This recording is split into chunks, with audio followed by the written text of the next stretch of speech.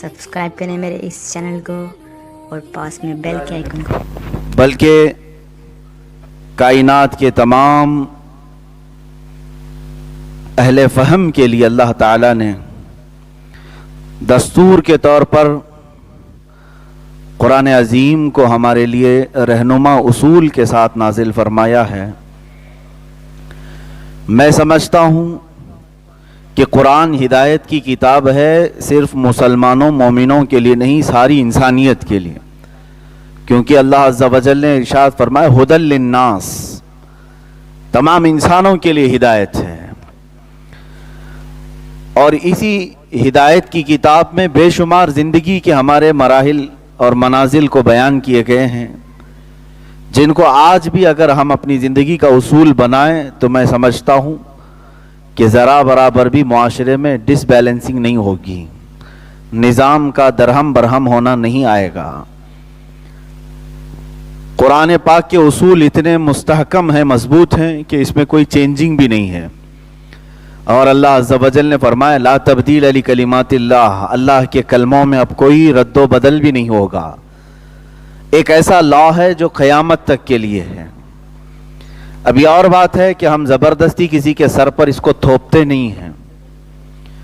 جو اپنے دل سے اسے ایکسیپٹ کرے قرآن عظیم کو، اس کے لیے ہدایت ہے، کیونکہ قرآن خود کہتا ہے لا اکراہ فی الدین، دین میں کوئی زور زبردستی نہیں.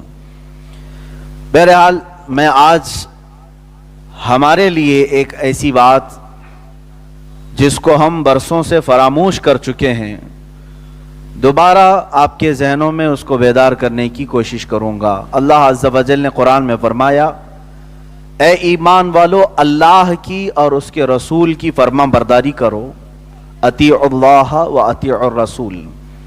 اس کے بعد ایک لفظ ہے وَأُولِي الْأَمْرِ مِنْكُمْ، اور جو تم میں سے ولی امر ہے یعنی بادشاہ اسلام ہے. ایک مرکزی قائد ہونا چاہیے جس کی سارے لوگ فرما برداری کریں، اطاعت کریں، جس کا فقدان آج امت اسلامیہ میں پایا جاتا ہے. ایمان والوں کو حکم سب سے پہلے کس بات کا ہے؟ اللہ کی فرما برداری کریں.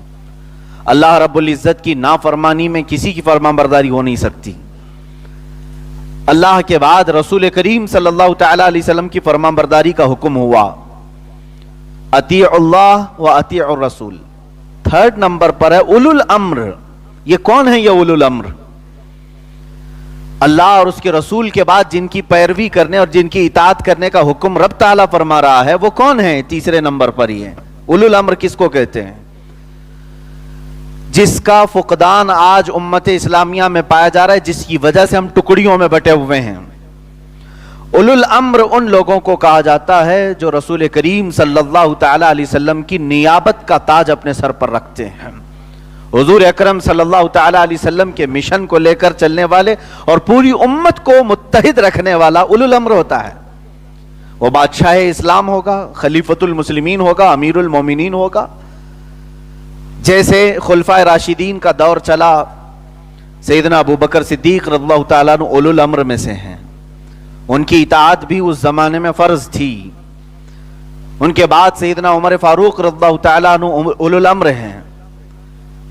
عثمان ابن عفان رضی اللہ تعالیٰ عنہ، حیدر کرار کرم اللہ وجہہ الکریم، یہ وہ لوگ ہیں جن کی اطاعت کے متعلق قرآن کہہ رہا ہے اللہ، اس کے رسول اور ان کے بعد اولو الامر. عزیزان گرامی، یہ بات ہمیشہ یاد رکھیں کہ جب کسی قوم کا کوئی قائد نہ ہو تو وہ ایسی بھیڑیں ہیں جن کا کوئی بھی راستہ نہیں ہے. چار ادھر جائیں گی، چار ادھر جائیں گی، چار ادھر جائیں گی، اور کبھی بھی ان کو بھیڑیا نگل سکتا ہے. جن بھیڑوں کا کوئی نگہبان نہیں، جن بکریوں کا کوئی چرواہا نہیں، ان بکریوں کا کیا ہونا ہے؟ کبھی بھی کوئی درندہ ان کے اوپر حملہ آور ہوگا اور ان کے جتھے کو تتر بتر کر کے رکھے گا. امت مصطفیٰ صلی اللہ تعالی علیہ وسلم آج اسی کرب کے دور سے گزر رہی ہے. میں سیاسی لیڈروں کی بات نہیں کر رہا، وہ نہ خلیفۃ المسلمین بننے کے قابل ہیں نہ اولو الامر میں سے آتے ہیں. اولو الامر وہ لوگ نہیں ہیں عزیزان گرامی، اللہ کے حبیب صلی اللہ تعالی علیہ وسلم جب پردہ فرما رہے تھے اس دار فانی سے، تو اس پورے دین کو کس کے حوالے کر کے گئے تھے؟ کہاں چھوڑ کر کے گئے تھے؟ بلکہ صحیح روایات میں ہے اپنے بعد کسی کو آپ نے اپنا جانشین بھی نہیں مقرر کیا. لیکن حدیثیں اگر آپ پڑھیں گے تو آپ کو پتا چلے گا کہ حضور اکرم صلی اللہ تعالی علیہ وسلم بار بار اس کی تنبیہ فرماتے رہے کہ جو جماعت بغیر سردار کے رہے گی، بغیر قائد کے رہے گی، اس کے لیے نقصان ہے. اور یہاں تک حضور صلی اللہ علیہ وسلم فرماتے ہیں ید اللہ علی الجماعہ، پوری جماعت پر اللہ کا دست قدرت ہے. من شذ شذ فی النار، اور جو جماعت سے الگ ہوا وہ الگ ہی جہنم میں جائے گا، وہ تنہا دوزخ میں چلا جائے گا. حدیث رسول صلی اللہ تعالی علیہ وسلم اس بات کی طرف اشارہ کرتی ہے کہ بغیر قائد کے، بغیر لیڈر کے کبھی امت نہ رہے. اسی لیے حضور اکرم صلی اللہ تعالی علیہ وسلم اپنی علالت کے زمانے میں بھی، جب آخری وقت تھے، بیماری کی حالت میں، کیا امت کو یوں ہی چھوڑ دیا صحابہ کو اپنی اپنی نمازیں پڑھ لو؟ بلکہ فرمایا ابو بکر صدیق امامت کا مصلی سنبھالیں، بغیر جماعت کے مسجد نبوی میں ایک وقت بھی نہ گزرے، امام ہونا چاہیے، بغیر امام کے نہ رہیں. اللہ کے حبیب صلی اللہ علیہ وسلم کی حیات ظاہری میں 17 نمازیں صدیق اکبر نے پڑھائی ہیں. اس لیے ہاں میں یہاں یہ نہیں کہتا کہ یہ خلافت کے تمام معاملات ہوں گے، یہاں پھر رافضی اور سنیوں کے معاملات آتے ہیں. لیکن میں یہ بتانا چاہتا ہوں کہ اللہ کے حبیب صلی اللہ تعالی علیہ وسلم نے بغیر قائد کے کبھی اپنی امت کو تنہا نہیں چھوڑا. کسی جہاد میں دیکھ لیں، جنگ کے میدان میں دیکھ لیں، خود اگر میرے آقا صلی اللہ علیہ وسلم اس جہاد میں نہیں تشریف لے جا رہے ہیں، کسی صحابی کو اس کا قائد بنا کر بھیجتے تھے. اس سے پتہ یہ چلتا ہے کہ قرآن نے بھی جو کہا اولو الامر، بغیر تمہارے کسی قیادت کے تمہارے معاملات حل نہیں ہوں گے. ایک کسی لیڈر کا، ایک قائد کا ہونا ہر زمانے میں ضرورت اس کی رہی ہے. اب اگر میں تاریخ کے پنوں کو پلٹوں تو ایک حیرت انگیز بات آپ کو میں بتا دوں، حیرت انگیز بات، میرے مطالعے کے مطابق میں بات کر رہا ہوں. حضور پاک صلی اللہ تعالی علیہ وسلم کا 23 سال کا عرصہ، ظاہر سی بات ہے ان کے امام ہوتے ہوئے کسی دوسرے امام کی ضرورت تھی نہیں. آپ کے وفات کے بعد سیدنا ابو بکر صدیق رضی اللہ تعالیٰ عنہ نے 2.5 سال تک منصب خلافت کو سنبھالا اور امت کی دستگیری فرمائی، نگہبانی کی، جو معاملات آئے اس کو حل کرتے رہے. آپ کے فوراً بعد یہ کرسی خلافت خالی نہ رہی، سیدنا عمر فاروق رضی اللہ تعالیٰ عنہ نے فوراً سنبھالا. 10 سال کا عرصہ آپ نے خلافت کے امور کو انجام دی. پھر آپ کے بعد سیدنا عثمان غنی رضی اللہ تعالیٰ عنہ 12 سال تک انجام دیتے رہے. پھر سیدنا حیدر کرار علی مرتضی رضی اللہ تعالیٰ عنہ 4 سال اور کچھ مہینوں تک آپ نے اس تخت خلافت کو شرفیابی عطا کی. اور اس کے بعد معاملات ملوک اسلام پر آیا. امام حسن رضی اللہ تعالیٰ عنہ 6 ماہ تک، پھر حضرت امیر معاویہ رضی اللہ تعالیٰ عنہ تقریباً 20 سال تک. ان کے بعد حضرت امیر معاویہ رضی اللہ تعالیٰ عنہ کا خاندان اموی خاندان کہا جاتا ہے. اس کو کون سا خاندان کہتے ہیں؟ اموی خاندان. کیلکولیشن کر کے دیکھ لیں، اموی خاندان تقریباً یہ 90 سال تک خلافت کے معاملات، اگرچہ اس کو ہم خلافت نہیں کہتے لیکن بنام خلافت تو ضرور تھی. جیسے آج اسلامی ممالک ہیں بہت سارے، وہ بنام اسلامی ہیں، نام کے اعتبار سے ہیں، پورا اسلام تو ان کے اندر ہے نہیں. اسی طرح تقریباً 90 سال تک کوئی نہ کوئی خلیفہ ہوتا رہا.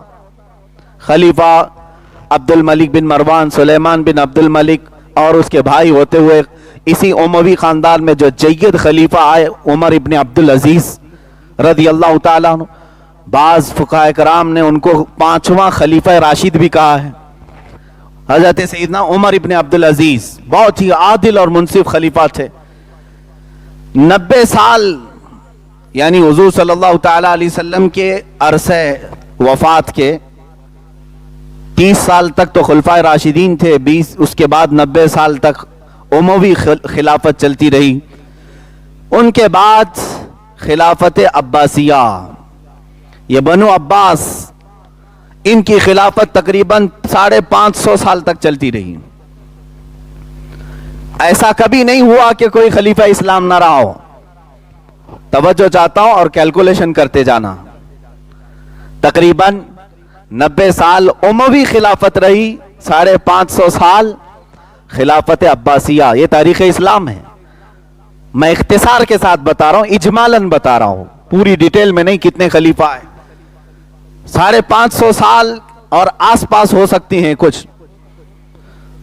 ان کے بعد پھر خلافت عثمانیہ جو ترکی کی سرزمین سے نکلی, اور انہوں نے خلافت کو بہت وسعت دی. اس زمانے میں جو خلافت پھیلی خلافت عثمانیہ کے نام پر, وہ آج کے 40 کنٹریوں پر ان کی خلافت قائم تھی. اس میں 3 بر اعظم شامل ہوتے تھے, یورپ, افریقہ اور ایشیا. اس کا بہت سارا حصہ خلافت عثمانیہ میں آتا.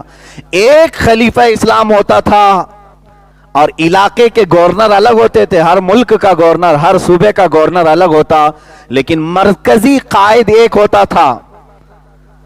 وہ 550 اور 90 سال کتنے ہوئے؟ تقریباً 640 سال. اور پھر یہ 650 سال کتنے ہوئے؟ تقریباً 1290 سال. یہ تقریباً ایک اندازے کے مطابق میں آپ کو یہ بتا رہا ہوں. اس کے بعد یہ خلافت ترکی کی جو خلافت عثمانیہ کے نام پر تھی, اپنے 650 سال مکمل کرتے ہوئے 1340 یا 1339 ہجری 1340 یا 1339 ہجری یا پھر عیسوی تاریخ کے مطابق 1921 1922 کے آس پاس یہ ختم ہو گئی. اور آج 2020 ہے. پوری دنیا میں رسول کریم صلی اللہ علیہ وسلم کی وفات ظاہری سے لے کر 1920 تک مسلمانوں میں کبھی ایسا نہیں رہا کہ کوئی خلیفہ نہ رہا ہو. پچھلے 100 سال سے پوری امت مسلمہ بغیر خلیفہ کے قائم ہے, بغیر خلیفہ کے چل رہی ہے, بغیر قائد کے چل رہی ہے. اس پر کبھی کسی کی توجہ نہیں ہوتی. اور یہ لفظ میں اتنا ڈینجر چھیڑا ہوں جو آج بہت سارے دشمنان اسلام کے پیٹوں میں درد شروع کر دے گا, مجھے معلوم ہے. اس لیے کہ 2 لفظ کبھی یہ کسی مسلمان کی زبان پر آنے نہیں دینا چاہتے. 2 لفظ, اور وہ دونوں میں آج جمعہ میں بولوں گا. وہ یہ چاہتے ہیں کہ یہ 2 لفظ ہم تاریخ سے مٹا دیں اس کو. یہ 2 لفظ کبھی کوئی مسلمان بول نہ سکے. 1921 پر جب یہ خلافت عثمانیہ ختم ہوئی, ڈیموکریسی کے نام پر ہر ملک میں جمہوریت آئی, اور آج بھی پوری دنیا میں تقریباً 57 کنٹریز اسلام کے نام پر ہیں, لیکن ان کا آپس میں کوئی اتحاد نہیں, یا آپس میں ایک دوسرے کے دشمن ہیں. چند ہوں گے ملے جلے, لیکن ایک دوسرے کے خون کے در پہ ہیں. سعودی قطر کو دیکھنا نہیں چاہتا, بلکہ اتنا مقاطع, اتنا بائیکاٹ ہے کہ ادھر پڑوسی ملک ہے قطر, وہاں کی کوئی چیز سعودی میں آ نہیں سکتی, وہاں کی کوئی فلائٹ اس کے ہوا میں اڑ نہیں سکتی. ایسی پابندیاں ہیں. مصر قطر کو نہیں دیکھنا چاہتا, یو اے ای قطر کو نہیں دیکھنا چاہتا. یہ مسلم ممالک آپس میں. اور جس کے متعلق اللہ کے حبیب صلی اللہ تعالی علیہ وسلم اپنی زندگی پاک میں دعا فرماتے رہے اور ارشاد فرماتے رہے کہ دنیا میں سب سے نرم دل والے لوگ اگر کہیں ہوتے ہیں تو ملک یمن میں ہیں. حضور اکرم صلی اللہ علیہ وسلم کی حدیثیں ہیں اس پر. یمن کی برکت کے لیے, یمن کی دعاؤں کے لیے, ملک شام کے لیے حضور اکرم صلی اللہ علیہ وسلم نے دعائیں فرمائی. جو مرکز اسلام آج لوگ کہتے ہیں سعودی عرب کے ان شہروں کو, وہاں پر حکومت پر قائم کوئی بھی بادشاہ نہ ملک شام سے تعلقات استوار کرنا چاہتا ہے نہ یمن سے, بلکہ پچھلے کئی سالوں سے یمن پر تباہی کی تباہی یہ مچا کر رکھے ہیں. آج تک تقریباً 1 لاکھ سے زیادہ لوگ وہاں پر بے گھر ہیں. یمن ٹوٹ چکا ہے. اگر دوبارہ اب یمن کو اپنے پاؤں پر کھڑا ہونا ہے تو اگلے 50 سال تک محنت کرنی پڑے گی. یہ کس نے توڑا؟ سعودی عرب نے توڑا. اپنے ڈرون مارے, اپنے میزائل مارے. ملک شام تہس نہس ہو چکا ہے. وہاں پر 10 لاکھ سے زیادہ بچے بے گھر ہیں. وہاں پر دوائیاں نہیں ہیں. کس نے مارا؟ کون مار رہا ہے؟ سعودی عرب وہاں پر پہنچا ہوا. یہ مسلم ممالک کا آپس میں جو ایک دوسرے کو مارنا توڑنا ہے. عزیزان گرامی, خلافت کے زمانے میں کبھی ایسا نہیں ہوتا رہا, کبھی ایسا نہیں ہوتا رہا. بلکہ ہماری تو طاقت یہ تھی کہ دشمن اسلام کچھ بھی اسلام کے متعلق بولنے سے بھی 1000 بار سوچا کرتا تھا. ایک آواز پر یہ 40-50 ملکوں کے نوجوان جمع ہو جاتے ہیں. یہ اتحاد تھا ہمارا. میں نے تاریخ بتا دی. حضور اکرم صلی اللہ تعالی علیہ وسلم کی وفات پاک 632 عیسوی 632 عیسوی سے لے کر 1920 تک کبھی کوئی زمانہ مرکزی قائد سے خالی نہیں رہا. یہ ہماری کم نصیبی ہے کہ پچھلے 100 سال سے ہم بغیر قائد کے چل رہے ہیں, بغیر قائد کے چل رہے ہیں. میں اس کے نتائج آپ کے سامنے رکھوں گا کہ ہوتا کیا ہے بغیر قائد کے رہنے سے. متحد ہوگے تو کہلاؤگے مومن و غازی, منتشر ہوگے تو قسطوں میں صفایا ہوگا, انسٹالمنٹ میں صفائے کریں گے. ہو بھی رہا ہے.